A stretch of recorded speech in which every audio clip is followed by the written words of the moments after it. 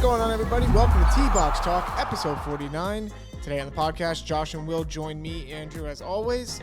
We're going to be going over a quick note about OMADA Golf, do a quick Masters coverage, hit a What Are We Watching segment, and we'll close out with the free-form comedy section. Important announcement right off the rip.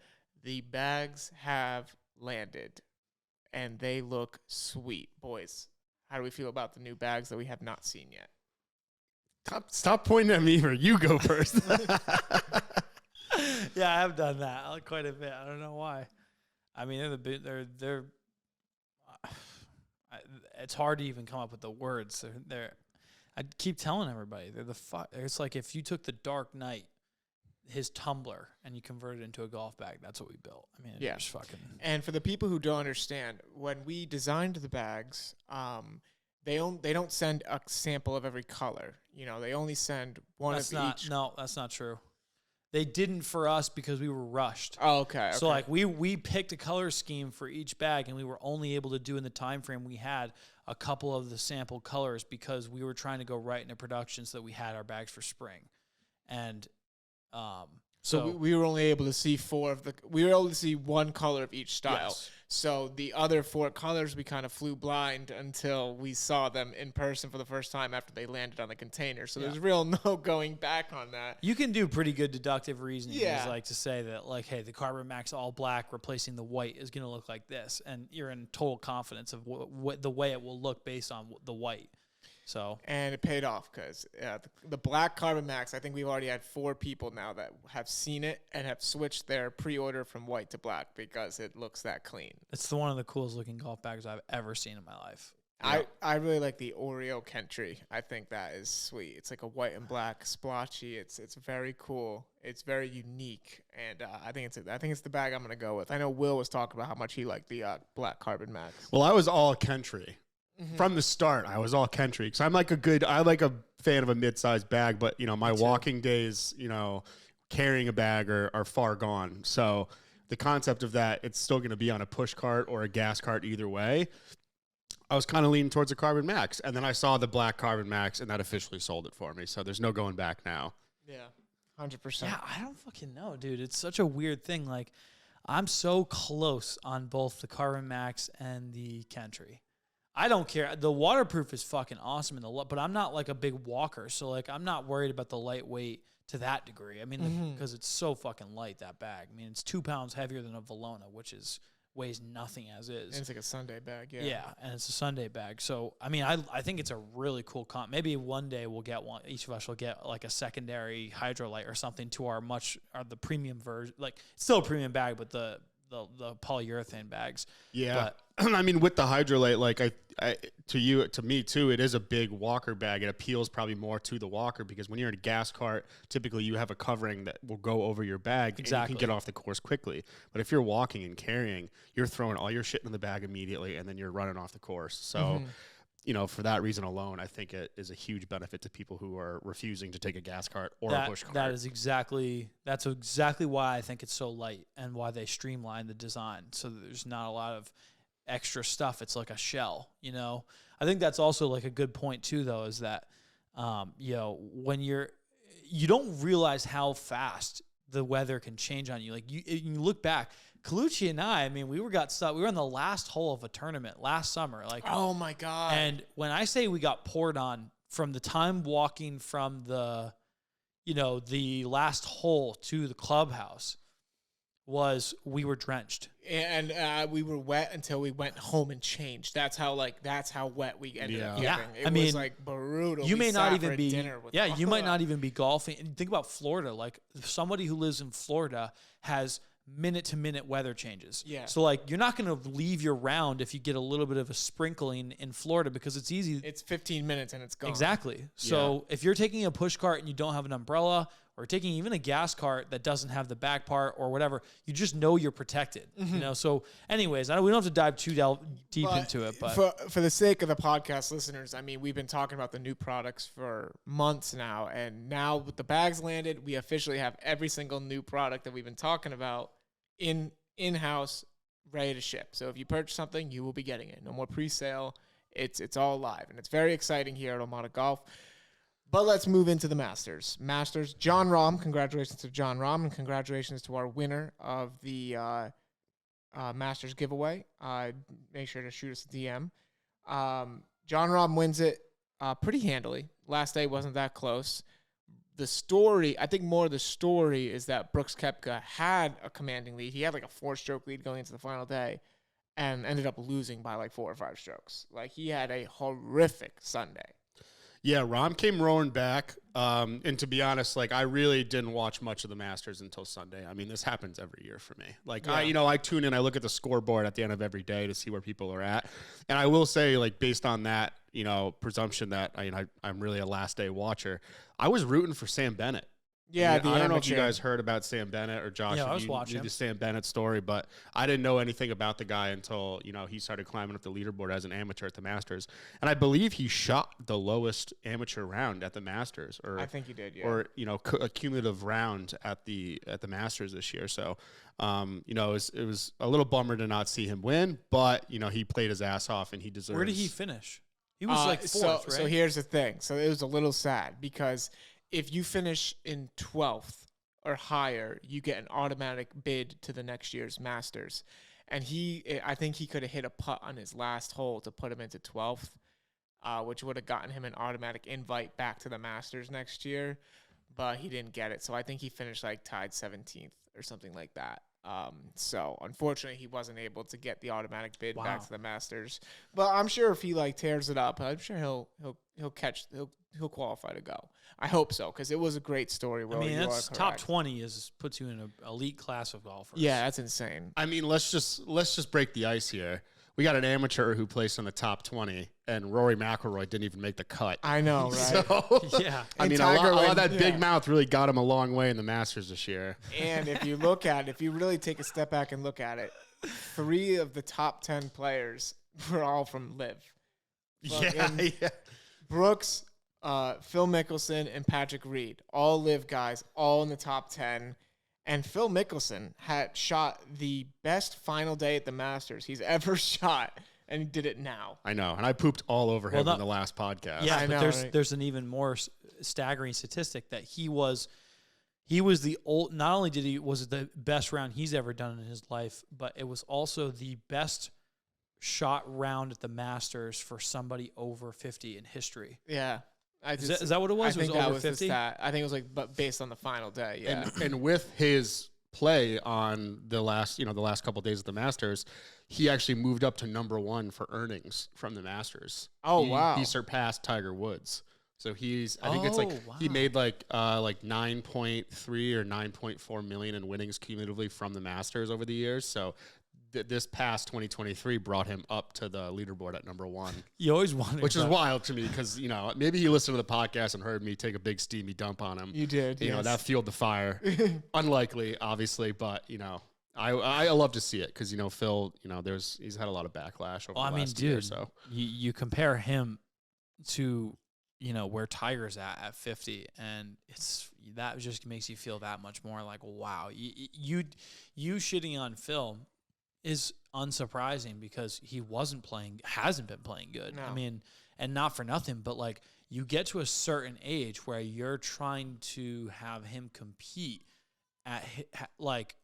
with players that just can move better. Like, I don't know how to say that in another way. Like at 50 years old and having done it for so many years, you're kind of expecting, like, is there really a return for a player like Tiger Woods or Phil Mickelson at their age? I don't know. I mean, let's call a spade a spade. Tiger looked like shit. Like, his leg is gone. He was limping around. He made the cut, technically made the cut, but then withdrew. Are they the same age? Tiger and Phil. Yeah. I think Phil's like marginally older. I could be wrong. It could be the opposite. Yeah, because they're close. I'm just thinking like body, like what's the word? Like degradation. Their health is just like not even their health. Their physical mobility is just gonna be so difficult to keep up at that point. So Phil is 52, Tiger's 47. Oh yeah, so they're Phil pretty close. Slightly older than him. Yeah. Yeah, because yeah. But Phil also hasn't been in car accidents and had the back surgery and all that stuff. So you could say Tiger's younger, but his body age is probably a lot older. Yeah. Yeah, I mean, after the Masters this year, I think a story, and maybe I just completely missed it, but I thought I recalled seeing a story yesterday or the day before about how someone who was playing in Tiger's group in a tournament last year in 2022, he withdrew from the tournament because one of the screws from his surgery poked through his skin. Yeah, no, I think that was at this Masters. Was it this Masters? I think that's why he was limping so hard or something like that. All right. Either way, I heard the it, same thing. I read the same shit. But I might be confusing it too. But that's hard. That sounds either horrible. way, that's very like, holy shit. All right, this guy's out there. Like, at any time, a screw could come, puncturing through his skin. Literally. Come loose. Yeah. Yeah, it was crazy. The weather sucks. Kind of ruined the whole weekend because like you're saying, you didn't really watch much other than Sunday, but like wasn't much to watch because it kept getting canceled. Like on Friday it got canceled, pushed to Saturday. Saturday they played Friday, but then canceled the rest of Saturday, played it Sunday. It was like wild. It was all over the place. Like people who didn't finish one day were finishing in the morning and then playing more golf. So it was crazy. The tree was a crazy story on Twitter. The tree. That was wild. That is a wild video. Thank God no one was hurt.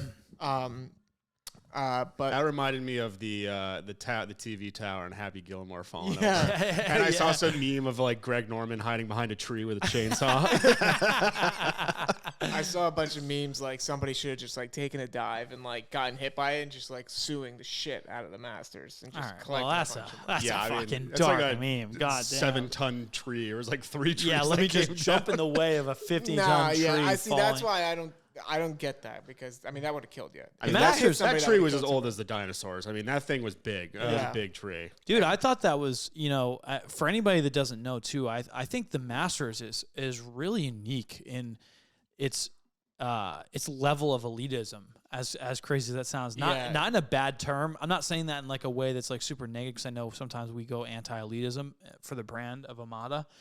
But I'll tell you, man, like I was surprised at some of the numbers that were thrown around. Like, as an example, there were 40,000 attendees at the Masters. That's fucking nothing. That's like 10 times less. Apparently, than Waste Management. Apparently, they net they make $100 million in merch alone from the Masters. It's like $1 million an hour or something like that. Well, I imagine people are going in, they're scouring. Like, even if they're buying to sell after, I mean, there's probably sub-tier businesses that are off of that level of merch. I mean, it's like, I was saying to one of the guys that comes in to our office, we were talking about it. That's like running a publicly traded company for one weekend in a year. Yeah. It's like literally like everything they do in a year is to the end of that one weekend. And it's the equivalent of running a publicly traded company in revenue a year. That's insane. Fucking crazy. I mean, and my big thing about the mat, and also not for nothing, but you can't use chairs that you can't run. I was just gonna say, I was like, did you hear about some of like the rules are funny. Rules? The chairs you can only get from their supply of chairs. It has to be green. It can't have any handles. No phones are allowed on the premises at all. They have landlines if you have to make an emergency call. No running, obviously. No photography at all. I think there's probably a dress code, but I'm not entirely sure on the dress code. So I got them right here.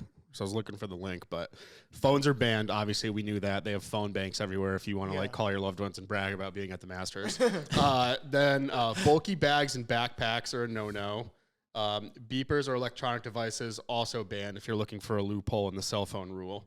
You want to bring out what are those things called? The walkie-talkie.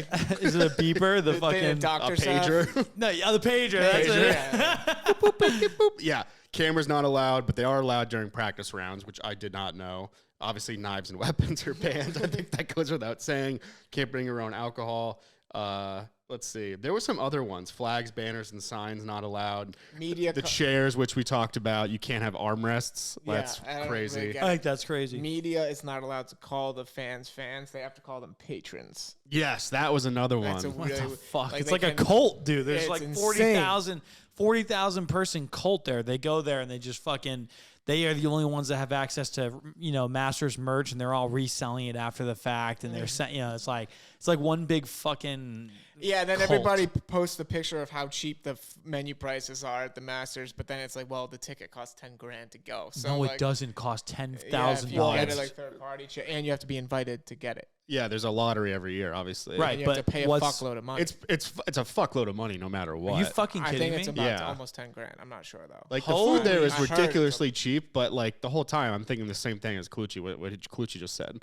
Like you're paying an existential amount of money to just go there. So if the food's not cheap, then that's a problem. Not including like housing. I bet it, like I bet it Flights. roasts up. Oh, You know yeah, what I mean? Like, hotels around the hotel, area. Yeah, like Flights are probably crazy down there. It's crazy, but you know it's always fun to just sit back and watch on TV. Especially question for both of you. I have two things I need to say to finish my thoughts on the Masters. Yeah. One, would you rather go to the Waste Management with the 750,000 people screaming fans and beers thrown all over the thing, or would you rather go to the Masters?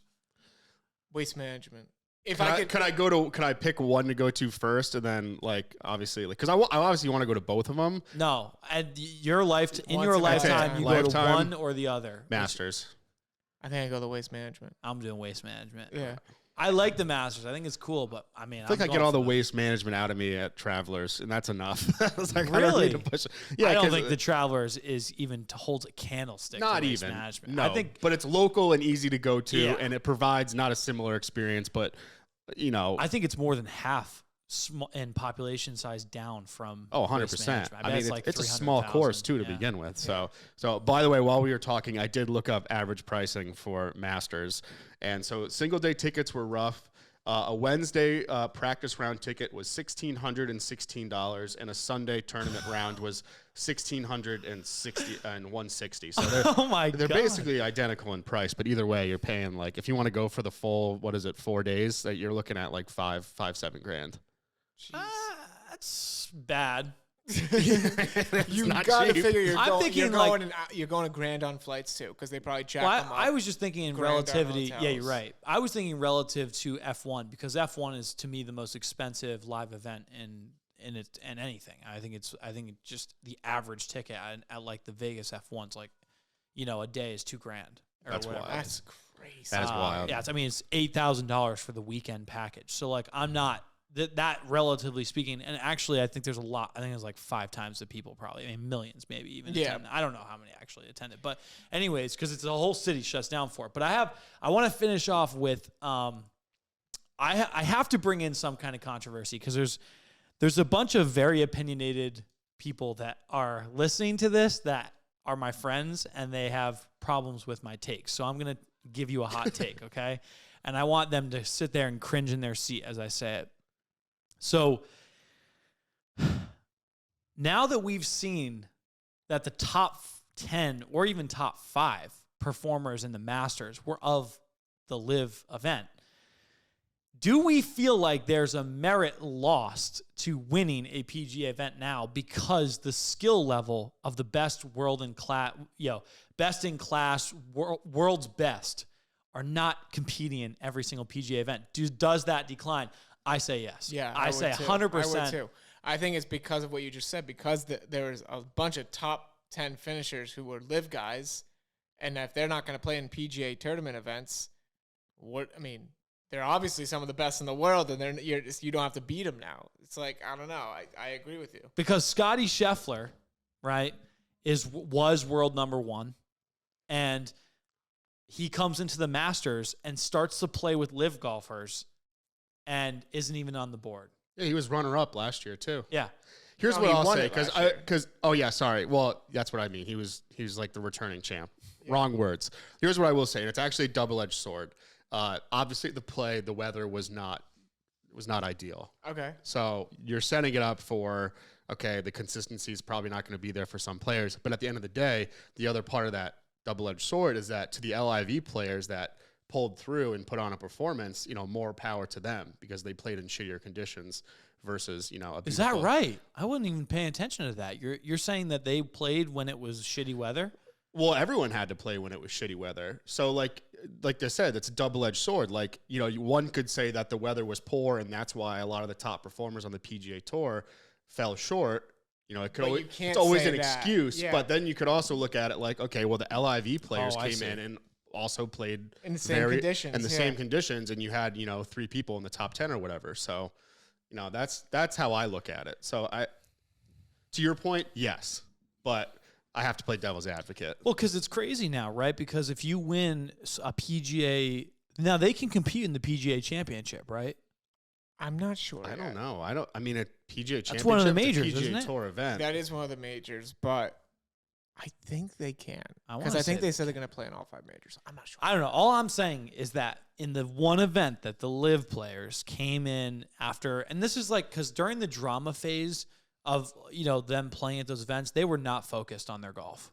I don't care what anybody says. Like when Phil Mickelson came in those first couple events with a lot of those, like Brooks Kopeka and everybody, and they were just, even like Cam Smith and everything. Was it Cam Smith? Yeah, I got that right. Yeah, so like when they transferred to live, they couldn't even go to a press conference without it being about live, right? Yeah. So their minds were on golf. But this event, this is like a year later, right? This is the first of the majors that, in the all-encompassing golf world is a year past where they were last year when live came around. And they fucking swept the top 5. And to me, I look at that and I'm thinking like, if that's the case, so when you say Sky Scheffler is world number 1 because of points or whatever, because of what he does on the PGA Tour, is he really playing against the best? And you have the conditions where a guy like Rory doesn't even fucking make the cut. Right. So when you put them together on this main stage, it's ousting these events and these players as being better than they actually are. Yeah. You're making valid points, Valid. my friend. You're making very, very, very I guarantee you valid I'm going to get a bunch of these fuckers sending me text messages after this. Oh, fuck you. That's bullshit. You like, don't know fuck shit, the live. bitch. Yeah, fuck live. Like, but, dude, those are the best players in the world. I don't know why anybody sees it differently. Like, fucking Phil Mickelson is like goated. I mean, he and Tiger Woods are like the origins of golf as we know it in the modern era. I mean, and they're still fucking playing. They're like Tom Brady in this league. Like, what the fuck? They just won't go down. Phil's 50-something years old, and he won't stop. Like, what the fuck? Tiger Woods has fucking bolts coming out of his leg, and he's still trying to play. They're just killers. They're killers. They're killers. That's what They're they are. fucking killers. I think it's guys like Phil and Tiger and Brady and LeBron and Michael Jordan that they just want to compete and they just want to win. It doesn't matter how fucked up they are. I also think for like the both of them, like they're both more compelled to win one last major or something like that. Phil feels like he needs to prove himself after the LIV stuff potentially, and Tiger needs to prove that still after all of this, trauma and pain that he's gone through, that he can still come back out and win a major as well. So for different reasons, I think that's same thing with Brady. Like he wants to come out and win another Super Bowl or something like that before he retires. And but the thing is though, it's kind of like Brady too. They'll win that one more, and then they'll be like, "Well, I think I can do it one more time again." Like they don't know the stop. They can't turn it off. I mean, I guess like the difference is that Brady's got 300-pound linemen fucking coming in to destroy him every single play of the game, whereas these guys are playing golf. Like hypothetically, they probably could do this for at least another 10 years. And they do. I mean, Freddie Couples was playing in the Masters. He's an old timer. It's funny. So they could technically do it forever. But we'll cut away from the Masters. We'll go into some what are we watching. It was a fun weekend. Quick shout out. Me and Josh, Quinnipiac men's ice hockey national champions. So me and Josh are national champions, Quinnipiac. Go Bobcats. So that's was pretty awesome. cool, actually. I didn't watch a single play of the game, and I had no idea what the fuck was going on at any point, but go Quinnipiac. Go Bobcats. Go Bobcats. That's all you're going to know. Colucci's just trying to bury that UConn NCAA championship. Yeah. I mean, I'm a national champion. Yeah, okay. I'm a national champion. It sucks because, this is absolutely no disrespect to anybody that likes hockey, but, I don't give a fuck about hockey, and I love basketball. So, basketball is, if I could play one sport that's not golf, it would be basketball. I love basketball. I don't know what I would do. Football quarterback. You'd be gotta be baseball. No, but if I could choose one to be a professional for the rest of your life, not like all-star, not like all-star. Yeah, I'm just saying what's baseball. your favorite sport to be involved with and diving, professional diving. Professional diving. No, I'm fucking kidding. I guess you will get up on that. I don't even know what I would choose, if they could make backyard football two-hand touch all right. We're getting away. We're not going back to the fucking the computer games, backyard baseball 2000. Great game. All right, we'll move into some what are we watching. I got a couple I want to fire off really quick. 2 movies, both came out in the last 3 years, so I don't want to hear shit. Number one, Smile. Horror movie came out this year, actually. Absolutely fantastic. It was freaking terrifying. Like, so scary. Wow. Nightmares, still having them. You didn't think it was that scary, Will? I didn't think it was that scary. When Clucci texted me that, I think I played into your favor on that one. But I texted Will right after I was done. I was like, oh my God, that was so scary. Fuck. I think I gave it like a 6 out of 10 or something like that. Marissa, on the other hand, I came home from Connecticut and I was like, oh yeah, Clucci watched Smile. And she's like, I fucking hated that movie or something like that. What? So I thought we were both on the same page there. Guess she didn't like it that much. I guess I liked it a little bit more. But would I watch it again? Probably not. But did I think it was, between the guerrilla marketing that they did and the movie itself, I mean, they made an effort. So yeah, I loved it. It was one of those movies, Josh, where like the scary parts are what lies in the background. So like something will be happening in the foreground of the set of the scene. But like in the background, like you can see like the demon like smiling in somebody, and it's like you're not supposed to see it, but if you look hard enough, you see it, and you're like, oh my God, like it's like you could like really quick. So it's a demon movie. Yes, yeah, Oh, big time. big time. But it was good. Fuck with that. And then I have another movie, Me and Earl and the Dying Girl. Check it out. It is. I had to rent it on YouTube, but it's a great movie. Did you watch the first episode of Lord of the Rings yet? No. You still haven't, huh? No.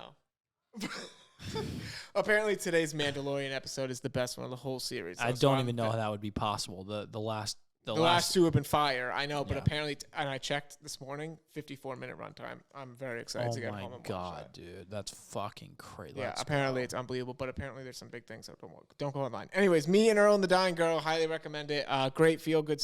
Actually, it's not a feel good story. It's actually kind of very depressing in the end, but it's good. It's a good movie. Highly recommend it. Anyone else got anything that we're watching? Notice how the room went silent. You know? I honestly don't have anything. You not been watching a whole Are you lot? done with Sopranos yet? No, we're getting there. I know there's a show that Marissa and I are going to start watching. I believe it's called Them. Oh, I thought you were gonna say Beef on Netflix. Okay, I did watch it. Oh, I okay, watched okay, it. okay, I okay. watched I it. did see like a trailer for that or something like last night, but I'll pass it over to Josh. I'll hammer through because I've been watching a lot of stuff. Let's hear it. Okay, first off, Bad Batch. Bad Batch is an animated series throughout that takes place right beyond the Clone Wars and Star Wars, which is right around where Mando picks up, actually. So in between 2 and 3? No, it's after the third movie of the new series. Well, the old new series. So Order 66 has happened. It would technically be, yes. Order 66 literally just happened, and there's a rogue agent of clones that essentially like don't have like the mind control piece to it, and they're rogue, and they don't buy into the Empire, so it follows the journey. But what's crazy is just like Mandalorian and Boba Fett, Andrew, they're unveiling things about the Star Wars storyline that are fucking insane. All the way to like Palpatine and like how the clones become stormtroopers. It's crazy. I mean, it's not like it's still an animated series, and I'm not like a diehard fan in the way. Is it considered lore? Because I know when Disney bought Star Wars, they said X, Y, and Z like were not lore. They said the only thing that was lore was the prequels, the old movies, the Clone Wars animated series. I don't know if Bad Batch was part of that, so I would love. I would have to believe that it is because of. Wait, how did Disney in-depth- make Bad Batch? Yeah. Then it's lore probably. Then I think I would have to imagine because they're when going Disney into. came in and they threw out a bunch of shit so they could write more shit. They're just going in because it's all in line. That's the thing. Like when they did all these series, they're all in line. So the Bad Batch is happening, right? And they're talking about the clones. And now you're seeing in Mandalorian. Don't want to ruin it for everybody, but there's a piece to it that they're starting to delve into the ethics of cloning and all that shit. It's transpiring Star Wars, and it's entering into like a Blade Runner era, and all this content strapping up to be fucking cohesive with everything, including Boba Fett. So anyways, really cool. Mandalorian's obviously been the best television show ever made, in my opinion. It is good. It just keeps getting better. I don't know how they have the resources to do what they're doing. John Favreau is goated. Even Disney to do what they're doing is just crazy. Like as fast as they're making the episodes. South Park keeps getting funnier. I was just like, goddamn, season's ongoing. Those guys are geniuses. South Park has turned into my sleep show. Yeah, I'll tell you. And so I watched. I did try to watch Beef with Glenn Howard and it's not Glenn Howard. Glenn from Yoon. Yeah. What's his real name? Do you know? No, probably not. Stephen Yoon. Stephen Yoon. Yoon. Not Glenn Yoon. Stephen Yoon. I hate to be the bearer of bad news, and I don't want to speak for anybody else's opinion on it, but it's one of the worst shows I've ever seen in my life. Ever in my life. Beef? Yeah. Okay. It is depressing. It is like the bullshit LA out of reality lifestyle where they're just like, oh, it's so negative. The whole thing is all about negativity so far. I'm sure maybe it like evolves, but I couldn't even get beyond the first couple episodes. It was so fucking bad. So sorry to put that into you guys. I kind of like depressing shit, so maybe you'll like it, maybe Kluge. I'll like it. Yeah, I mean maybe, but the guy is just cringy. The Glenn is cringy the whole way through. He's just whining, complaining, and bitching, and he's losing money and all. It's fucking. He's a contractor. Fuck it, stupid, in my opinion. But I also one of the things I'm excited for is the new movie, the Cook movie. What is it on Netflix? The new one. I can't wait to watch it. I don't know what you're talking about. Me either. You guys haven't heard of this? I don't think so. Oh my god, dude! Hold on, I gotta get the name of it. While you're looking it up, I did just remember Marissa and I watched Licorice Pizza the other day. And I know you had told me about this, I think, months ago. Yes, it's a very good movie, but so what I didn't realize when I watched it the first time, the whole movie is kind of rooted in pedophilia a little bit. Yes, but it's the other way around. And that's what my problem with it was, because I was like, if the roles were reversed on those two main characters, they made the movie? No, exactly. So, and even Marissa, like, that was one of the first things she said too, is that like it's like a double standard. You know what I mean? It is. But putting that aside, I thought it was a great movie. I liked it. Yeah, it's just a good movie. We almost finished it, so I actually haven't even finished it yet. We were like 2 hours in and didn't realize it was like a 2.5 hour. And you know what? So. I think the way they cast the movie, it's like you're not thinking this kid's in high school. No, like the actor that played him like looked a lot older. I don't know. So like in my mind, it didn't click until I was done with the movie and like I read a review about it. I was like, the kid was in fucking high school? Yeah, he was like 15. It's also she his wasn't? I also didn't realize that she wasn't. She was like in her 30s or something like that. Yeah, I was like, what the fuck? It was also his mannerisms too, like outside of, how he looked, but how he acted. And I think it was one of those scenarios where like his parents weren't really doing much for him. Yeah. So he took a role and, had to grow up quickly per se.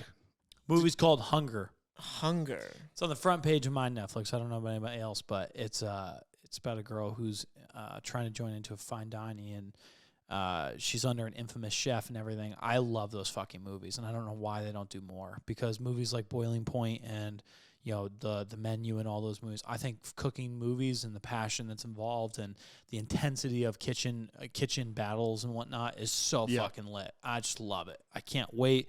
I've high expectations, high hope. Well, I have more high hopes than expectations for it. Oh my god, it's 2.5 hour movie. Yeah, so it came out last night, shit. I think, like later the night before. What's it on? Netflix. Okay, it's good to know. That's crazy. That's it. 2.5 hours. That's what I want to spend my time on today. All right, good options. Wait, well, last thing. Is there a new Star Wars show There's a new one coming out, right? So they just had Star Wars Star Wars.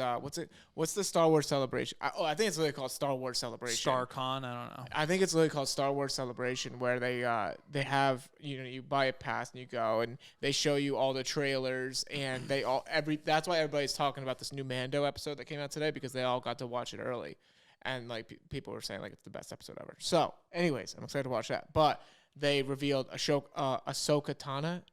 That one I knew was coming out. That's going to be good, because it's just anything live action Jedi I'm all about. And like I know had a huge part in the Clone Wars series, right? Massive. So I'm assuming they're going to I don't think it's going to be anything. Based off what I saw on her part in Mando, I don't think it'll be anything like the... Oh, because this is way after the Clone Wars. Yeah, because unless they went back in time, which I don't think they would do, because I know they're trying to, with Bad Batch and Mando, they're all sticking to the same period of time. Right after I think Order if 66. you watch, so I don't know too much of the animated stuff at all about Star Wars. I bet you if you watch the trailer, you would be able to pick out characters. Yeah, from the Ahsoka Tano show, because I watched like. Well, Cad Bane is one of the biggest.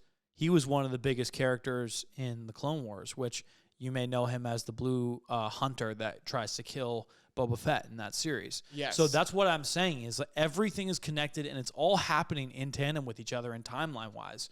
Which is, I've never seen anything like this. This has never been done before, actually, now that I think about it. Like, not even Marvel did this, really. I mean, they did the movies and whatnot, but for TV shows, they were always spread out. you never know fucking what. Nothing's really connected. And I don't mean in the timeline, but also story and timeline. Mm-hmm. So like Boba Fett is feeding off of Mando, is feeding off of Bad Batch, and they're all giving you just like a deep view into everybody's favorite time, which is Order 66. Yes, and they announced more Star Wars movies. Like they announced Rey is going to come back. Rey's coming back, right? So, and Daisy Ridley's going to take back her role. Avengers as Rey. has taken a little bit of a backseat. I haven't really heard much about. No, a new Captain Marvel or whatever Marvel. I'm so behind on Marvel. It's unbelievable right now. I hate Captain Marvel. I will never watch them. I will refuse to watch Captain Marvel ever in my life. I'll never watch that movie again. She could be on movie 10. I won't fucking watch a minute. Spoiled Marvel brat, dude. All right, let's get into our freeform comedy segment of the day. I will lead it off, and then we'll gotta get out of here. Josh got me chirped today at Subway.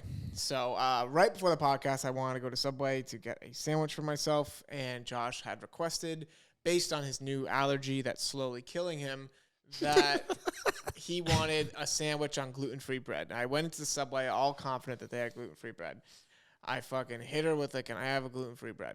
I just assumed she had it. So I was like, hey, does the gluten-free bread have corn in it or cornstarch or anything like that? She goes, we don't have gluten-free bread. And I was like, oh, okay. Well, then I'll just take a regular sandwich. Just forget the other one. She wasn't done. She then went on to tell me that there is no such thing as a gluten allergy, and that back in her day, they used to drink from the hoses, the dirty water from the hoses, and nobody had a gluten allergy, and nobody had this. And I was like, yeah, well, as she's just ranting at me, I'm trying to make my sandwich, which she fucked up royally. As she's ranting at me, did you tell her it was a wheat allergy? I'm like, yeah, my friend has a wheat allergy. He got literally his blood tested the other day. He's breaking out. And she's just yelling over me like, back in my day, you kids die. It's this, that, and the other. I said, yeah, back then, nobody lived past 20. I got a little upset. I said it. And then I was about to make a joke about her working at Subway, but I did not take it there. Damn, she really got in your face, huh? She was just like spewing off. I was like, just fucking make this damn sandwich and tell me you don't have gluten-free bread. I don't need to hear it. I'm not the one who is allergic. My friend is breaking out in hives actively. So it is real. And I just couldn't believe it, man. She was just like shitting all over our generation. I was just sitting there because Josh asked me to get a goddamn sandwich. That's so funny. Damn. I mean, trust me. She didn't like pull out the classic line out of nowhere like, yeah, well, in my day, we had to climb over Mount Everest to get to school. Yeah. Fucking A. It's horrible. Josh, you said you had something? Yeah. This is so ridiculous. All right. So the other day, so I'm a hairy guy. I didn't know how hairy I was, comparatively, I think, to the rest of the world, because I was just chilling. I was minding my own business. I've got a gluten allergy, and I got what am I saying? I'm allergic to wheat, fucking soybean, peanuts, and corn. So basically, I can't eat anything. Josh's whole life just got uprooted. Yeah, I mean, I might end up just saying fuck it and just take what I don't even know what. I thought you were about to say commit suicide. No, dude, no. Just like take it as it comes. Deal with the hives on whatever. But anyways, so I'm eating, like my rice or whatever the fuck I was eating at that point, and I just like started to like choke, and I was like, what the fuck is going on right now? Oh, no. Sure enough, hairball. Hairball. So I was like, I literally had like enough hair stuck in my throat from probably my fucking chest hair. I don't know, or something. Beard or something like that. No, not my beard. It's like it's got to be my chest hair or something. And I was like, I'm a fucking grizzly bear. I don't know what's good with it. And I just thought it was a funny self-check moment. And I was like, I said, I was laughing. I was like, self-check. But then I was like, what the fuck am I checking? I can't control a goddamn thing. What am I going to do? Go Frank style and fucking lay on the ground into Purell and let the hair fall out of my body, Or just get waxed. If you tried to wax my chest hair right now, you may pull up my skin like fucking what do you call it? Like a Jeffrey Dahmer style fucking thing. Like I'd be Andrew. It's my whole fucking chest. I mean, I would actually my pay to see that if you got fucking waxed. That would be like a shot for shot the remake of 40-Year-Old 40-Year-Old Virgin. Yeah. Oh, that you're would be right. So funny. That's And they literally just did like his nipples and his like stomach and made like a smiley face. And You know yeah. that was the person that they hired to do that was not trained. Yeah. So he ended up being like bludgeoned by that. Yeah, he was real. It was real, all yeah. real. No, it wasn't just real. There's a way to do it and there's a way not to do it. She was probably like pulling against or however, pulling with the grain maybe. I don't remember what I read on it, but basically when she did that, she was like she gave them misinformation as to her skill set and what she was able to do. So when she did that, she did it in such a wrong way that he bled constantly. Yeah. I was going to for say, days. even in the movie, you could see him like bleeding almost immediately. Yeah, that's after. not how it's And supposed to work. I was going to say, I was like, what? That is an all-time movie for me. I fucking It's a love that funny movie. ass movie. I mean, literally one time, I let Marissa wax the top of my feet, and I think I probably have 3 hairs on the top of my feet at any given moment, and it hurt like a bitch. Oh, I would never even consider getting waxed anywhere, dude. Fuck that. I was just like one of those things, like, yeah, all right, I'll see what it feels like. And I was like, nope, never again. And literally just rips it off. It just rips it right off. Ah, fuck that, dude. I'm out on that. But anyways, Josh, funny story. That's going to take us to the conclusion of T-Box Talk, episode 48. We have a lot of things we got to be doing in the background with the golf bags launching and whatnot. Thank you guys so much for joining. Head on over to OMADA Golf. Give us a follow. Check us out on YouTube for full video podcasts. Check us out on TikTok as well, at OMADA Golf and at T-Box Talk Pod. You can find that on Instagram as well. Head over to the website. Sign up for the email for 15% off. Check out the new products. That 15% off might be going down to 10% soon, so take advantage while you can. Thank you so much for listening. Boys, thank you for participating. Everybody have a wonderful weekend.